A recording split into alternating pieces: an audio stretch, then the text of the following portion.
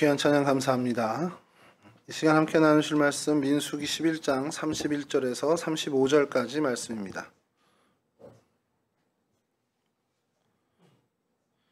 민수기 11장 31절에서 35절까지 말씀 저랑 한 절씩 교독하겠습니다. 바람이 여호와에게서 나와 바다에서부터 메추라기를 몰아 진영 곁 이쪽 저쪽 곧 진영 사방으로 각기 하루길 되는 지면 위 2규빗쯤에 내리게 한지라.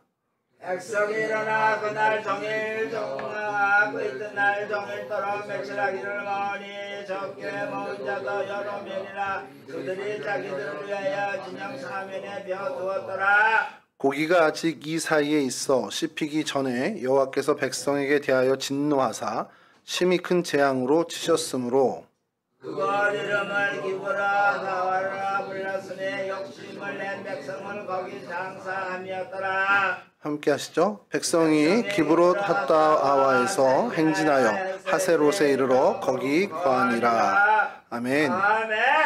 예, 오늘 저희가 살펴보려고 하는 장소는 기브롯 핫다아와입니다. 뭐 많이 들어보셨을 거예요. 기브롯 핫다아와는 뭐 익숙하죠. 근데 실제로 성경에 그렇게 많이 등장하진 않습니다. 굉장히 저희들에게 강렬한 인상을 줬기 때문에 아마 좀 기억에 각인이 돼서 그럴지 모른다는 생각을 좀 해요. 탐욕의 무덤이란 뜻, 이제 욕심의 무덤이란 뜻을 갖고 있고요. 시내 광야에 가까운 곳이고 이스라엘 사람들이 광야에 머물렀던 그 장소 중에 하나입니다. 추정하는 것은 이제 와디가 그 근처에 있었으니까, 그러니까 비가 오면 생겨나는 천이죠. 그러니까 와디 지역이 좀 있었기 때문에 그곳에서 물도 좀 요긴하게 얻지 않았겠냐라는 이제 성경 고고학자들의 이야기가 있습니다. 그래서 오늘날에는 2곳 정도가 이제 유력 후보지로 이제 거론이 됐었는데, 최근에 와서 이제 한쪽은 좀 이렇게 신빙성이 좀 떨어지고 다른 한쪽으로 이제 옮겨지게 거의 이쪽이 정설이 돼 가고 있는데, 사실 그 두 사이에 그렇게 거리가 멀지 않습니다. 불과 몇 킬로 정도밖에 안 떨어져 있기 때문에 그 여기나 저기나 사실 그렇게 큰 문제는 안 될 것 같아요. 그래서 오늘 좀 거기를 좀 보려고 하는데요. 먼저 성경에 등장하는 기브롯 핫다와에 대해서 좀 먼저 한번 살펴보면 민수기 11장 34절, 오늘 저희가 읽은 본문입니다. 보여주시면 예. 그곳 이름을 기브롯 핫다와라 불렀으니 욕심을 낸 백성을 거기 장사함이었더라. 예, 이렇게 한번 등장을 하고요. 그 다음에 오늘 본문에 이어지는, 그러니까 사실은 한 번이라고 봐야 되는데, 백성이 기브롯 핫다와에서 행진하여 하세롯에 이르러 거기 거하니라. 그러니까 34절 35절에 한 절에 한 번씩 나오니까 이걸 두 번으로 치면은 두 번이고, 사실 이걸 한 번으로 치면은 총 3번 정도 언급된다라고 보면 됩니다. 그리고 그 다음에 등장하는 것이 민수기 33장 16절과 17절, 여기도 똑같이 두 번 하는데 이제 출애굽 여정을 쫙 나열하면서 얘기하는 겁니다. 민수기 33장 16, 17이 시내 광야를 떠나 기브롯 핫다와에 진을 치고 기브롯 핫다와를 떠나 하세롯에 진을 치고, 그러니까 이제 여정에 나오는 그 이야기, 지명 이름으로 이렇게 이렇게 두 차례 사실은 이제 등장을 하는 것이고요. 신명기 9장 22절에 이제 조금 다르게 언급을 합니다. 신명기 9장 22절에 너희가 다베라와 마사와 기브롯 핫다아와에서도 여호와를 경노하게 하였느니라. 그러니까 이 다베라, 마사, 그리고 이 기브롯 핫다와 이 세 곳을 언급하면서 하나님을 경노하게, 그러니까 하나님이 그냥 분노를 일으키게 했다라는, 그래서 하나님이 분노하신 곳, 이 사건이 이 세 곳 대표적인 것, 그 중에 이제 하나가 기브롯 핫다와라고 이야기를 하는, 그렇게 이제 신명기에서 언급하는 거죠. 이렇게 쭉 기브롯 핫다와를 혹시 관심 가지신 분이 검색하시다 보면 자료가 그래도 좀 여기는 괜찮은 편이에요. 광야 지역 중에는 그래도 좀 자료들이 좀 넉넉한 편입니다. 그러니까 이게 저도 좀 신기한 거예요. 그렇게 성경에 많이 등장하는데도 막 설이 많고 이런데 여기는 그렇게 큰 이제 논란이 별로 없는. 그래서 오늘날의 어느 지역이냐면 루이스엘 에베리그라는 지역이 이곳으로 이제 추정이 되고요. 그 직전까지는 나와미스라는 곳이 이제 두 사이가 얼마 안 떨어진데 좀 추정하는 그곳을 좀 사람들이 그곳에 맞지 않겠냐 이런 설이 좀 있었습니다. 그래서 지도를 좀 보여드릴게요. 일단은 이게 이제 근동 아라비아 반도 쪽에 이제 지금 사실 이집트죠.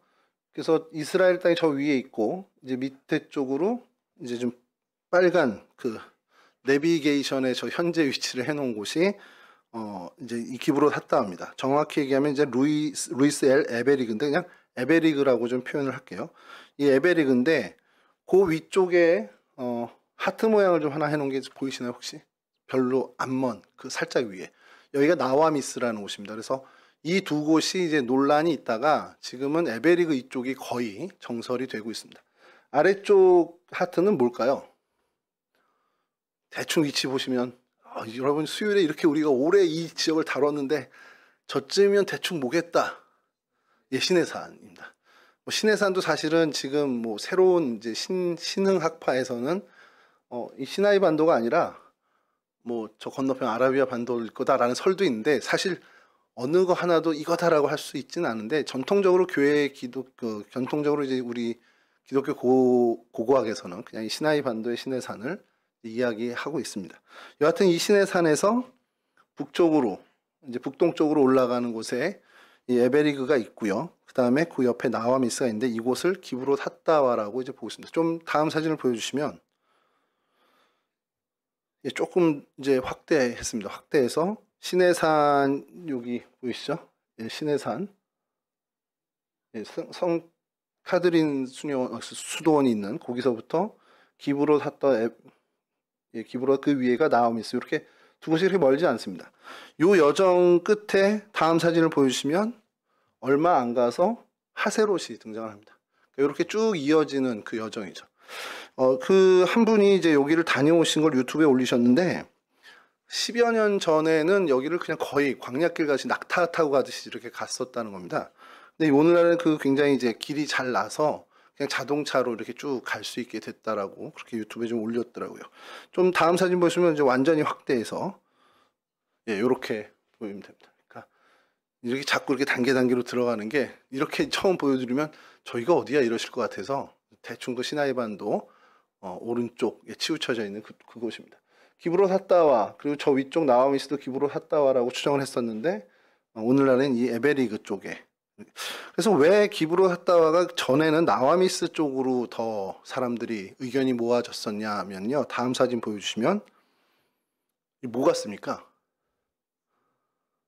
전 처음에 사진 보고 우물이 왜 이렇게 많아 이랬거든요. 다음 사진 좀 보여주시죠. 진짜 많죠. 고고학자들이 발견한 것만 해도 1000여 기가 넘게 그러니까 요 나와미스뿐만 아니라 그 시나이 반도 주변에서 1000기 이상이 발견이 됐는데 가까이 간 사진이 다음 사진 보여주시면 이렇게 그러니까 뭐 여기저기 뭐 구분 안 찍고 이렇게 많이 있는 거예요. 뭔지는 정말 지금도 밝혀지지 않았습니다. 근데 그 전에 뭐 어떻게 추정을 했냐면 이거 무덤 아니야? 이렇게 뭐 가족묘나 아니면 부족의 묘 아니야? 그래서 그 아래에 이제 장사를 지낸 거 아니야? 이렇게 추정을 한 거죠. 자, 어느 정도 크기냐면 다음 사진 보여주시면 이 베두인이라고 이 사막 지역의 유목민입니다. 이 사람이 들어가는 모습을 이제 담은 건데 이 정도 크기예요. 그러니까 사람이 드나들 수 있는 정도. 그러니까 뭐 무덤이라고 해도 추정할 수도 있겠죠. 그래서 이것을 혹시 기브롯 핫다와 이 사건 때 어떤 이제 장사를 여기서 이제 치니까 무덤을 만들게 됐으니까 이 지역에 이게 많은 걸로 봐서 여기서 그 많은 사람들을 장사 지낼 때 그 흔적이 남아있는 거 아니냐, 일부 남아있는 거 아니냐 이런 생각들을 한 거죠. 근데 이제 고고학이 계속 발전하면서 이 뭐 탄소연대 측정법인지 전 잘 모릅니다만 그 연대 측정을 했대요. 근데 이게 출애굽 당시보다 훨씬 이전에 있었던 그런 구조물로 이제 밝혀진 겁니다. 그러니까 이제 기독교 고고학자들이 역사학자들과 이렇게 이게 그 기브롯 핫다와의 어떤 장소를 증명해 줄 만한 구조물은 전혀 아니다. 그럼 이게 뭐냐라는 건 아직도 밝혀지지 않았습니다. 그냥 이런 게 정말 많이 있어서 그냥 보존되고 있다라는 정도입니다. 그래서 이곳이 어떻게 어떻게 기브롯 핫다와가 아닌 것 같다 그러면 어디겠냐라고 해서 이제 고고학자들이 연구했겠죠. 뭘로 연구했는지 저도 정확히 모릅니다만 이 다음 에베리그라는 곳이 이제 그 유력 후보지로 떠오른 겁니다. 그래서 그곳 사진을 다음 보여주시면 이건 아까 그 말씀드린 것처럼 도로가 없는 동네에 이제 도로가 생긴 겁니다. 뭐라고 쓰여 있는지는 모르시죠? 알아보라. 그래서 다음 사진 보여주시면 다합까지 75km고 노보텔까지 65km다라는. 그러니까 이게 그냥 이렇게 구글 번역에서 돌린 건 이렇게 이제 그 숙소도 생기는 어쨌든 아스팔트 도로가 생겼다라는 걸 이제 강조를 좀 하시더라고요. 그래서 그 에베리그 가는 길 이제 포장이 돼 있어서 수월하게 이동을 하시는데 그 에베리그 가는 길에 도착을 하면 이런 풍경이 펼쳐집니다. 예, 다음 사진 보시면 예 무슨 풍경입니까? 그냥 광야죠. 다음 사진도 그 근처에 이제 예 이렇게 나무 하나 이렇게 있는데 그 에베리그 쪽에 조금은 다른 광야와 다른 모습이 다음 보여주시면 예, 이렇게 오아시스 같은 곳이 있다는 겁니다. 근데 이게 뭐 한두 곳이 아니라 여러 군데 있죠. 그러니까 이곳이 비가 조금 오는 우기가 조금 뭐 아주 우기가 아니더라도 작은 비가 어쨌든 오기 시작하면 물을 얻을 수 있는 곳이라는 것을 증명해 낸 겁니다. 그래서 이곳을 이 루이셀 에베리그라는 곳을 기브롯 핫다와로 이제 여기게 되었죠.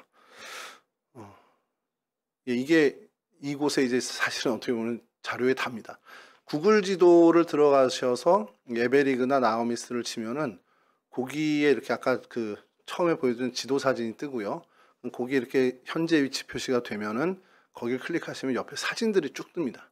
그래서 거의 다녀온 사람들이 이제 올린 거죠. 구글에 올린 건데 그거를 보시면 요 사진들이 좀 이제 나오게 되는데 뭐 이렇게 약간 이제 섞여서 혼동돼서 이제 자료들이 나오기도 해요. 그래서 그걸 좀 한 번씩 잘 이제 검증할 필요가 있습니다. 이런 어떤 지역입니다. 이 지역에서 있었던 일을 오늘 좀 살펴보려고 하는데 뭐 당연히 이 기브롯 핫다와에서는 이 탐욕을 부린 사건을 좀 살펴보려고 합니다. 이스라엘이 출애굽한 경로에 대해서는 학자들이 참 많은 이제 의견들을 냅니다. 그래서 숫곳을 지나서 뭐 홍해 북쪽을 건넜다라는 설도 있고요. 또 육로를 따라 오다가 그 홍해 사건이 뭐 이거는 지금 뭐 더 최신의 어떤 그 학자들이 주장하는 건데 사실 예전에 어떤 그 이론을 좀 어떻게 좀 바꾸고 싶은 의도가 있겠죠. 학자들이니까 뭔가 좀 뒤집어 보고 싶은 마음이 있을 거예요. 학자적인 욕심으로. 그러니까 이제 이 시나이 반도에서 아라비아 반도로 넘어가는 그 바다를 건넌 게 홍해 사건이다 이렇게 얘기하는데 그 근거들도 참 신기한 게 좀 많은 게 실제로 그 아래에 당시 애굽 군대 것으로 보여주는 수레들이 이제 발견이 됩니다. 그러니까 고고학적인 발견이죠. 그러니까 그때 이 성경에 있는 애굽 군대가 그 바다에 몰살된 곳이 이곳이 아니겠냐 이런 얘기들 하죠. 근데 또 이제 반대쪽에서 얘기하는 거는 그때가 언제인데 그게 아직도 남아있냐 뭐 이런 얘기들도 하고요. 그러니까 이게 고고학이라는 것이요 추정이지 사실은 이거다 저거다라고 할 수 있는 게 없어서 제가 이 수요 예배 때 우리 지명 이야기를 얘기하면서 궁금증이 저도 많이 생기거든요. 그래서 하나님 앞에 가면 물어볼 게 점점 많아지는구나. 이제 진짜 궁금한 거예요. 그래서 성지 순례를 가게 되는 길이 있다면 출애굽 여정을 가게 될 길이 뭐 기회가 생긴다면 뭐 제가 뭐 고고학을 할 수 있는 건 아니지만 그 여정을 따라서 여기가 정말 그 몇천 년 전에 2000년 전, 4000년 전에 이렇게 지나간 그 길이야. 이렇게 생각하는 게 아니라 이러한 광야를 지났다라는 게 더 큰 포인트가 되겠죠. 그래서 기브롯 핫다와가 여기다 저기다 뭐 에베리그다 나오미스다 여기가 사실은 이게 고고학자들에겐 굉장히 중요한 거지만 저희들에겐 그게 중요한 거라기보다 이런 아무것도 양식을 얻을 수 없는 그래서 심지어 오늘 등장하는 이야기처럼 고기도 먹고 싶어요 채소도 먹고 싶어요 하는 그 사람들의 마음이 왜 느닷없이 나왔는지 그게 어떻게 보면 갑자기 채소가 먹고 싶어서 먹고 싶은 게 아니라 시내산 밑에서 한 1년여를 거하잖아요. 그리고 1년 정도 머물다 이제 출발을 하는데 광야에서의 생활 아무 어떤 것도 얻을 수가 없습니다.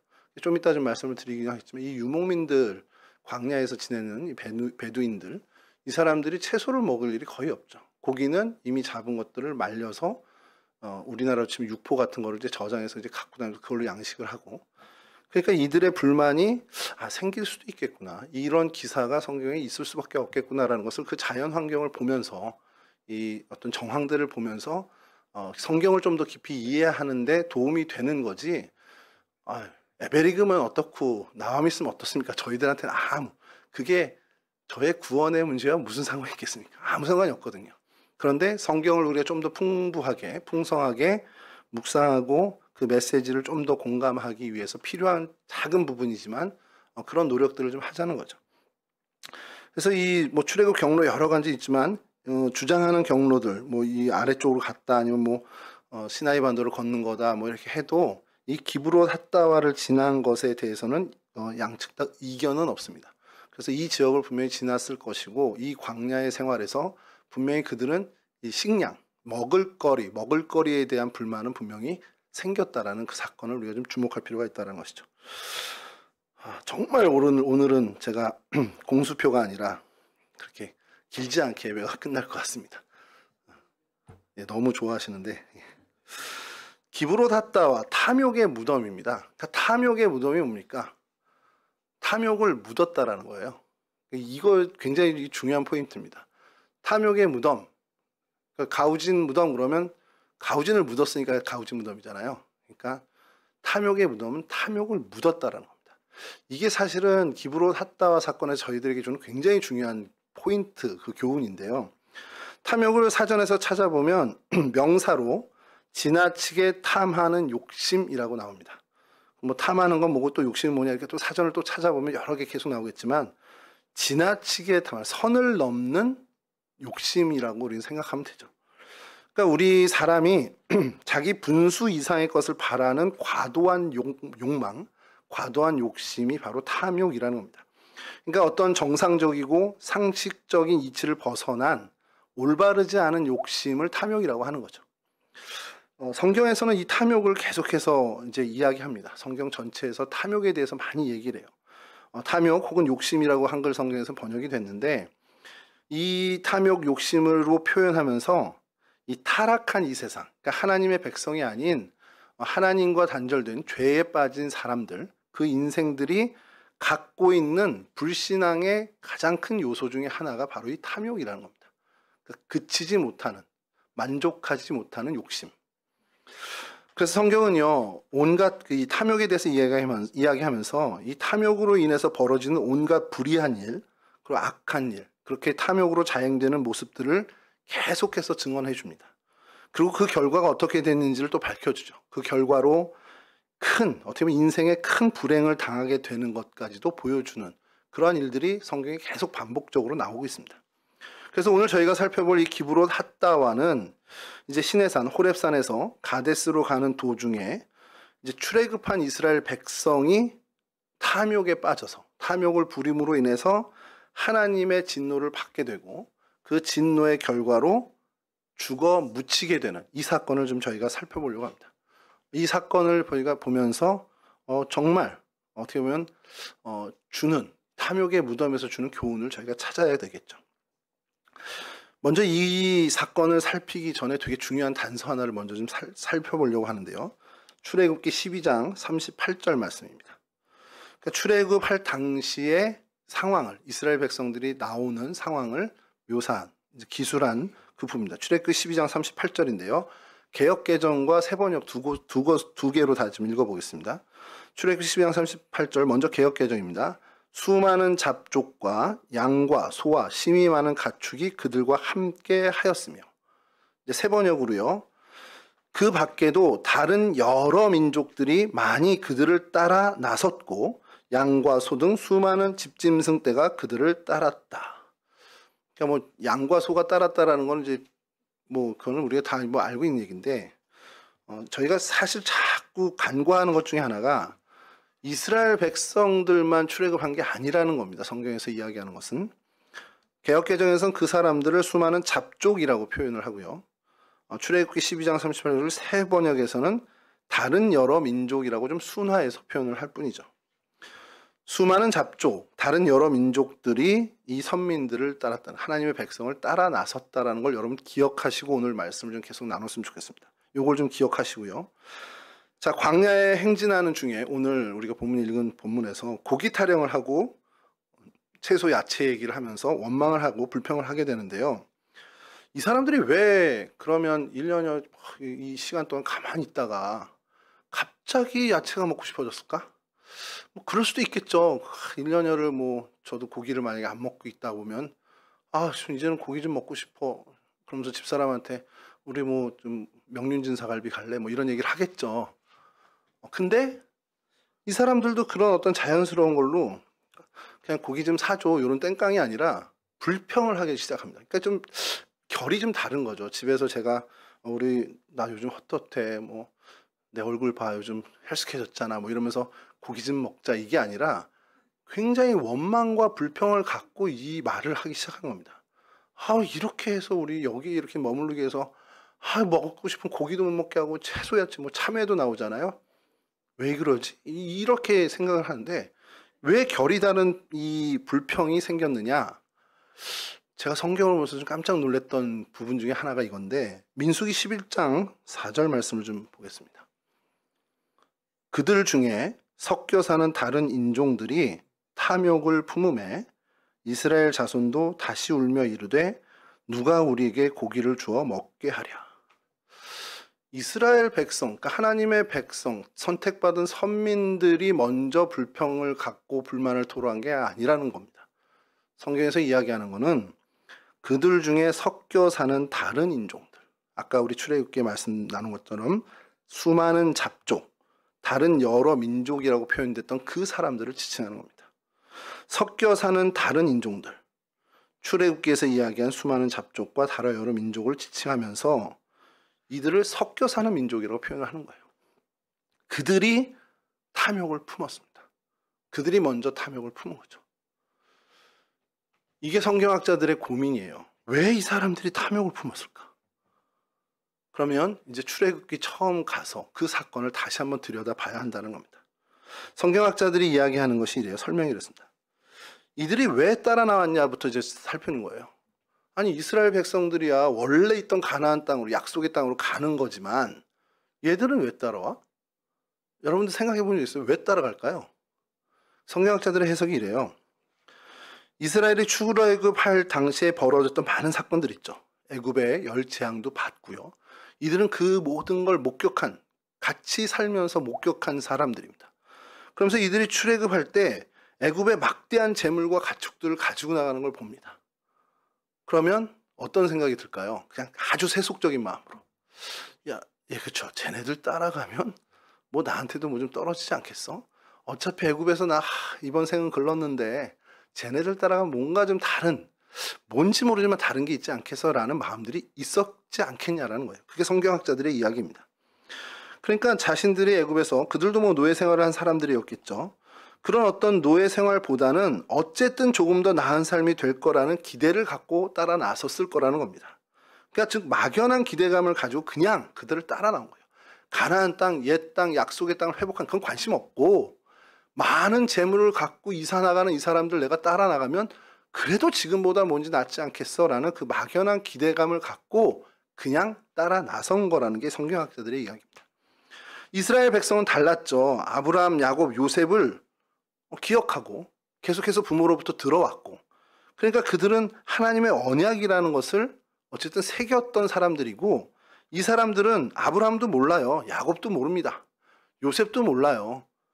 그냥 하나님 언약, 그건 더 모르죠. 아니, 모르는 게 아니라 상관없습니다. 그걸 알 필요도 없어요. 그냥 몸만 따라 나선 사람들이라는 겁니다. 근데 이렇게 보면서요, 어떤 두려움이 생겼냐면, 이스라엘 공동체가 여호와, 그러니까 야훼 신앙의 공동체입니다. 신앙 공동체입니다. 야훼 신앙을 공유하고 서로 나누는 신앙 공동체인데, 그 안에 야훼 신앙을 전혀 공유하지 못하는 섞여 사는 민족이 들어왔을 때 이와 같은 기브롯 핫다와의 사건이 벌어지더라는 거예요. 이게 이 사건의 사실 굉장히 중요한 핵심 포인트입니다. 그러면서 제가 두려워지는 거예요. 왜 두려워집니까? 오늘날이라고 다를까? 이런 생각이 드는 겁니다. 오늘날이라고 이런 일이 벌어지지 않겠어요?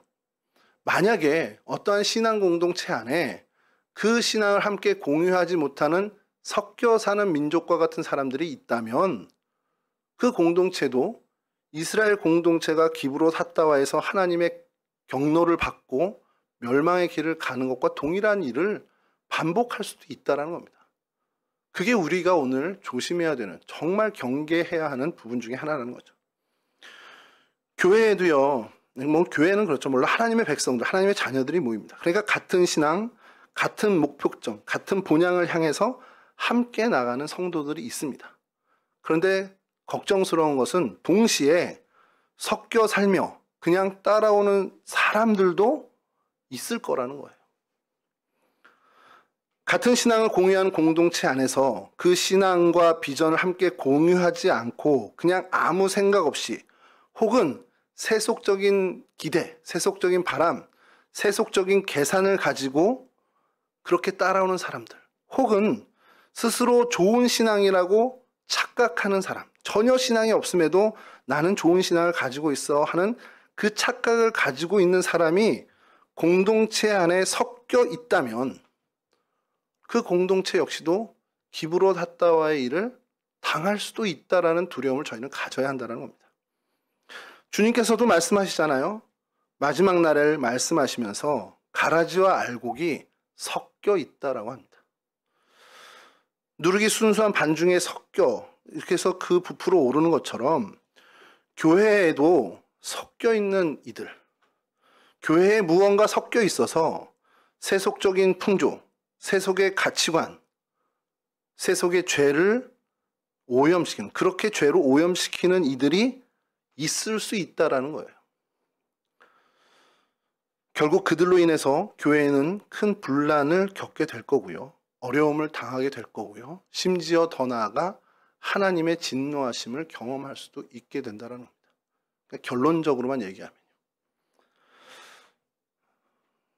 말씀을 준비한 게 이게 한 2주, 3주 전에 이제 기브롯 핫다와를 해놓고서는 홍순아 목사님 유튜브도 좀 보면서 아 이거다 기브롯 핫다와를 해야겠다 할 때는 이 생각을 못했어요. 그냥 말씀을 준비하다가 했는데 왜 이런 생각을 하게 됐냐면 근래 한 교회에서 저 남쪽에 있는 한 교회에서 벌어지고 있는 일을 저는 듣고 싶지 않은데 계속 전해옵니다.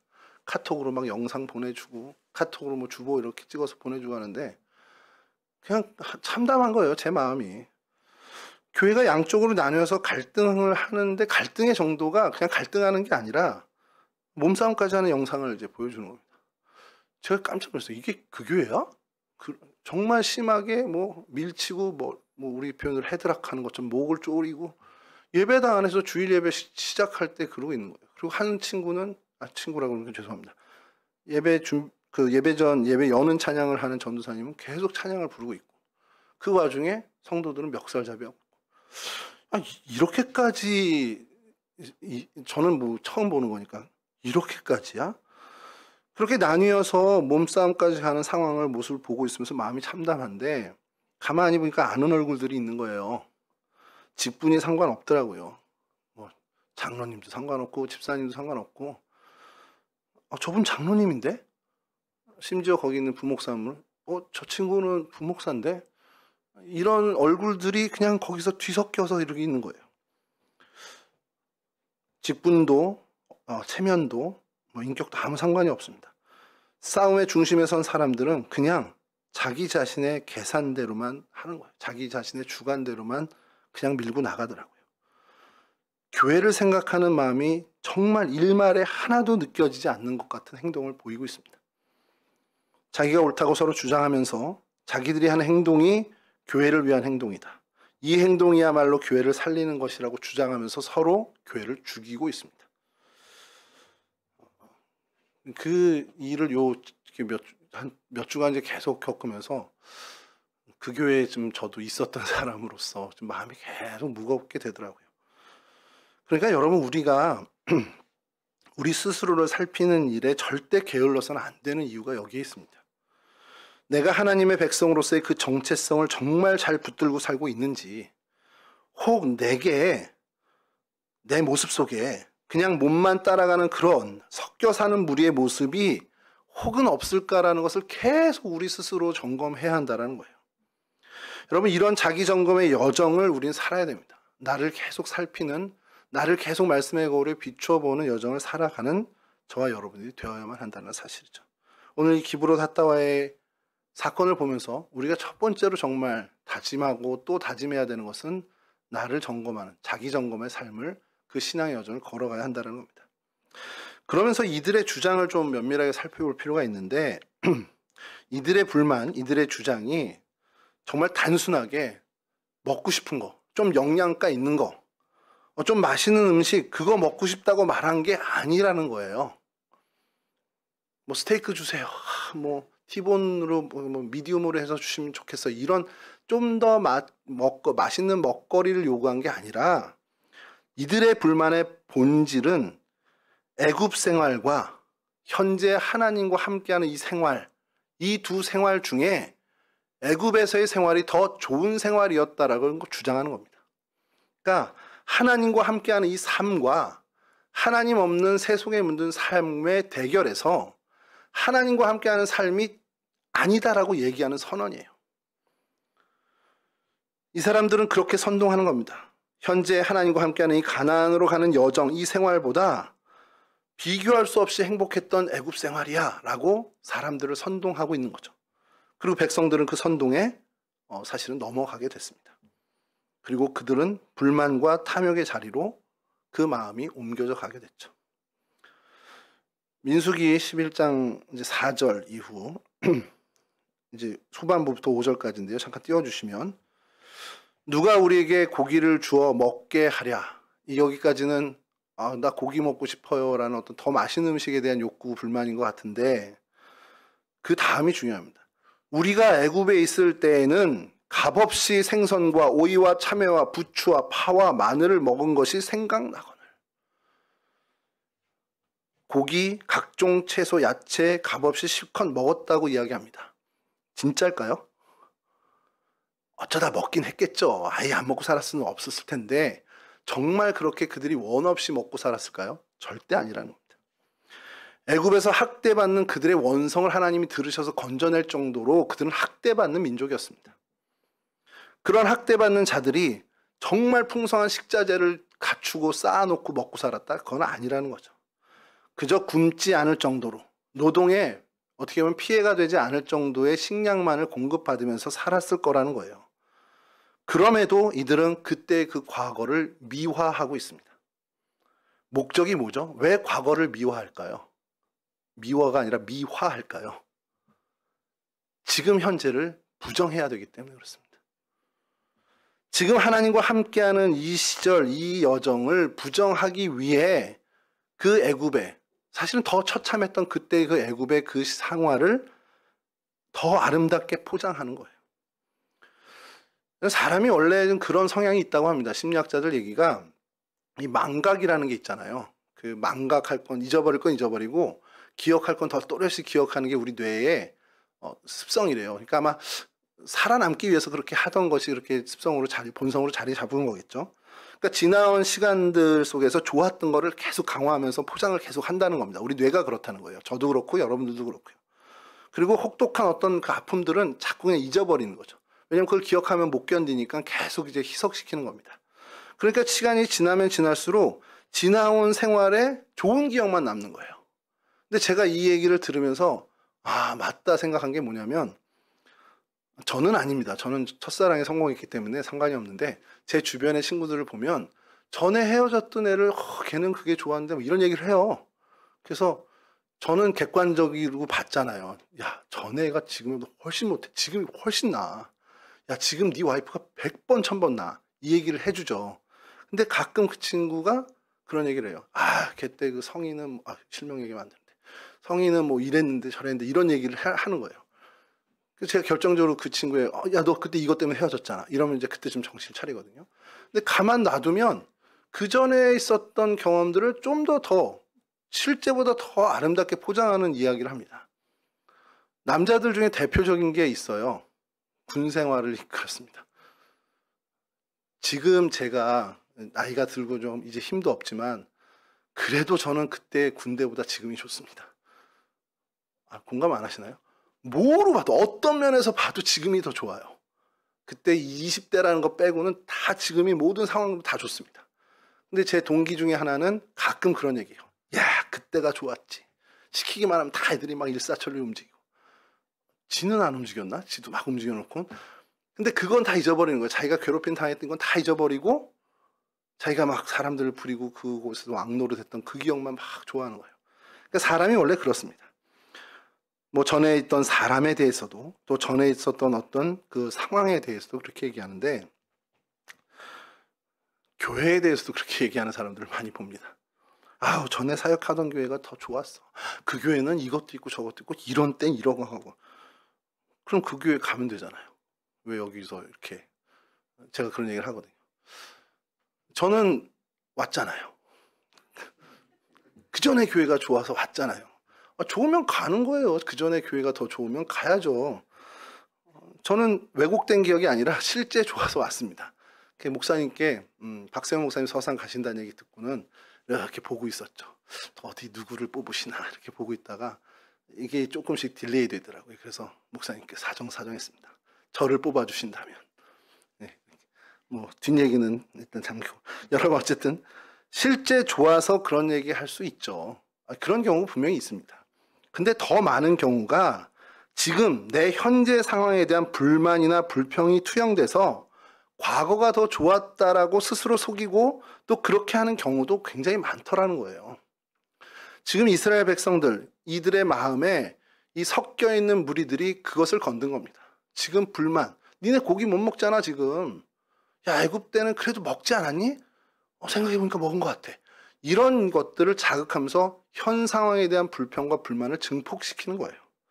이게 그들의 주장이었습니다. 여러분 이게 오늘날에도 마찬가지예요.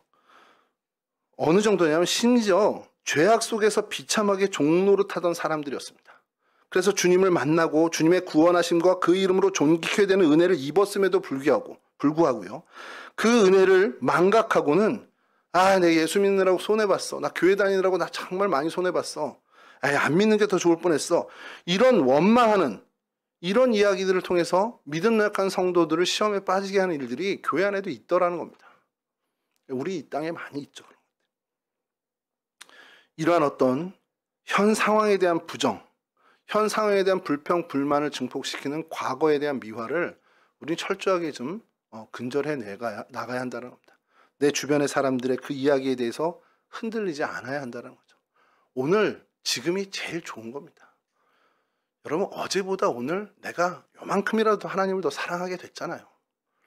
지난번에 조혜한 선교사님 오셔서 말씀하실 때 제가 되게 큰 은혜를 받은 게 10년 동안 그 북쪽 만달레에서 막 일한 게 10년 전에 그럼 양곤에서 그 시도할 때 하나님 왜 길을 그때 맞고 왜 10년 동안 이렇게 딜레이 시키고 이제 왜 양곤에서 목회할 수 있게 길을 열어주시냐고 이제 고민을 얘기하셨다는 거예요.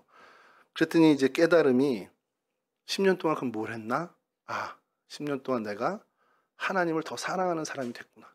조현 선교사님의 그 말씀이 저는 너무 와닿고 공감되는 겁니다. 그래서 저도 전에 그 다음 설교할 때 말씀을 드렸죠. 적어도 2006년 제가 목사 안수 받던 그때보다는 적어도 단 1mm라도 지금 제가 하나님을 사랑하는 마음이 조금 더 많고 커졌다는 겁니다. 그거는 분명한 사실이라는 생각이 든 거죠. 초심이 그런 건 어떤 순수했을 수는 있겠지만 적어도 하나님에 대해서 내가 더 사랑하고 하나님에 대해서 더 헌신할 수 있는 마음은 그때보다는 지금 좀 더 늘어난 것은 분명하다는 거죠. 여러분 저희들이 이렇게 자라는 지금 이 순간 이 시점 지금 하나님이 심으신 이곳이 저희들에겐 가장 최상의 자리라는 겁니다.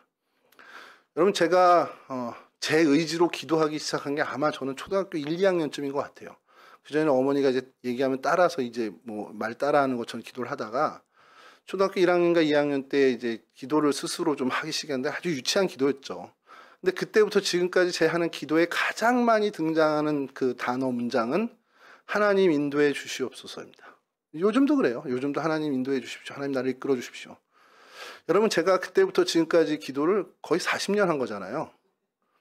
40년 동안 하나님 나를 인도해 주십시오 하는 그 기도의 응답의 자리가 어디입니까? 여기입니다.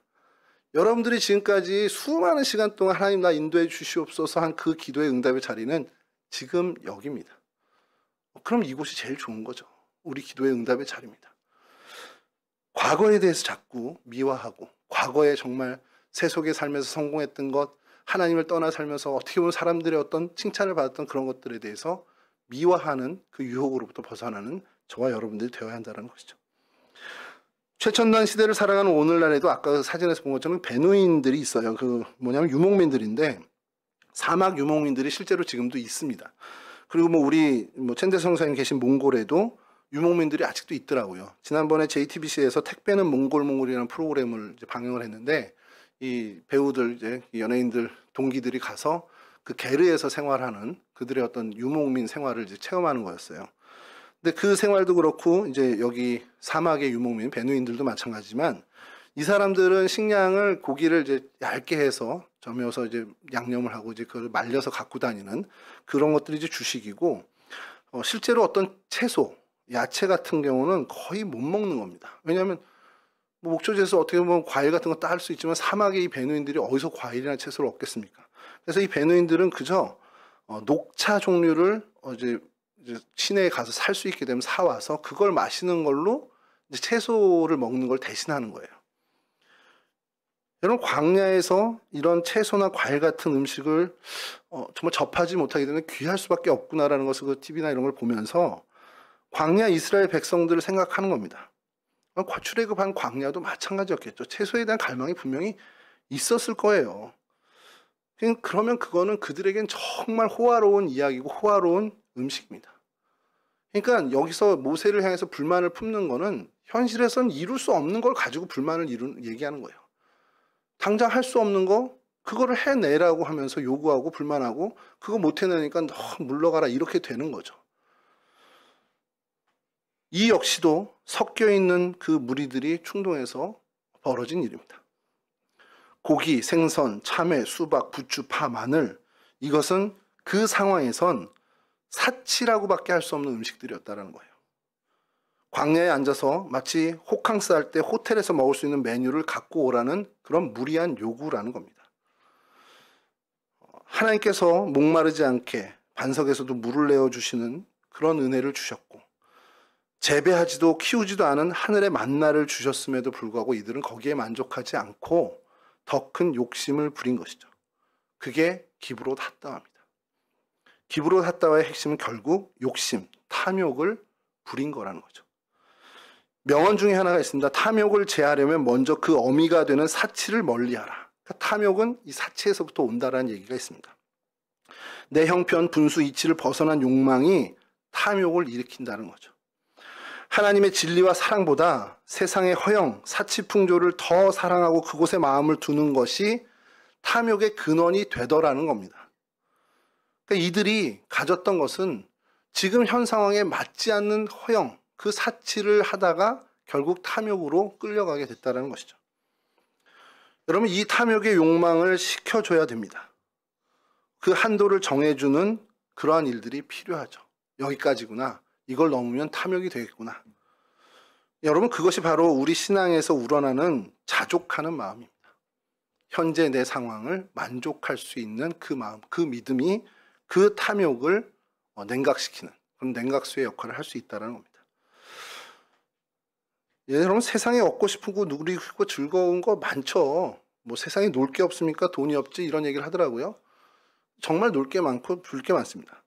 중국의 한 고사 이야기를 좀 말씀드리면서 말씀을 좀 마칠게요. 중국의 실제 이야기입니다. 은나라라는 나라가 있는데 기원전 1600년대에 이제 탄생이 돼서 한 550여 년 동안 존재했던 중국 역사상 최고의 실전 왕국이었습니다. 은나라 31대 왕이 마지막 왕인 주왕이라는 사람인데 이 사람이 중국 역사상 가장 사치스러운 왕이었다라고 기록이 돼 있어요. 이유는 뭐냐? 아주 사소한 것부터 시작합니다. 어느 날 코끼리 상아로 된 젓가락을 선물을 받게 돼요. 그걸 가지고 너무 기뻐서 이제 식사 시간마다 그 상아 젓가락으로 식사를 하기 시작했습니다. 그랬더니 그 기자라는 신하가 있었는데 그 현자였던 기자는 이 주왕의 모습을 보면서 왕의 젓가락을 상아 젓가락으로 바꾸니 이제 큰일이 났다라는 얘기를 한 겁니다. 왜냐? 상아 젓가락을 쓰면 그에 걸맞는 음식이 필요할 거라는 거예요. 그럼 그에 걸맞는 산의 진미는 허접한 그릇에 담을 수 없다는 거죠. 괜찮은 그릇, 금그릇 같은 것에 담아야 될 거라는 겁니다. 그럼 금그릇을 담은 그 산의 진미를 어떤 식탁, 허름한 나무 식탁에 올릴 수 없을 거고 옥으로 된 식탁이 필요할 거라는 거죠. 옥으로 만든 식탁이 놓여지면 그 주변은 비단과 보석들로 치장을 해야 된다는 거죠. 소위 인테리어를 해야 된다는 거죠. 그러면 그 인테리어에 걸맞는 왕궁도 필요할 거라는 거예요. 그럼 왕궁을 새로 짓기 위해 온 백성들을 노역을 시킬 거고 그럼 신음할 거라는 겁니다. 그러니까 걱정이 왜 안 되겠냐 이 얘기를 한 거예요. 근데 결국 이 기자의 걱정대로 이 은나라는 그대로 멸망을 해갑니다. 그렇게 나라가 무너지고 결국 주나라에게 망했다라는 것이죠. 사치와 탐욕이 이렇게 무섭다라는 것을 알려주는 이야기죠. 오늘날은 어떻습니까? 우리 성도들 원래 내 자신이 본래 되어야 할 모습이 다 있습니다. 우리에게. 그것을 놓치면 우리도 이와 같이 될 수 있다는 거예요. 하나님 언약 안에서 그 욕망을 조절할 수 있는 사람이 돼야 한다는 겁니다. 내 욕심을 제어할 수 있는 사람이 돼야 한다는 거죠. 출애굽한 이스라엘 백성이 가나안으로 가는 도중에 품은 이 탐욕, 이것은 그들 스스로의 정체성을 놓친 겁니다. 하나님 나라를 향하는 나그네요 순례자라는 사실을 놓친 거예요. 잠시 머물러가는 나그네가 하나님이 원하는 삶을 살면 그뿐인데 이 땅의 것에 목을 메고 이 땅의 것을 이루기 위해서 정말 거기에 집중한 것으로 결국 탐욕에 빠지게 됐다는 겁니다.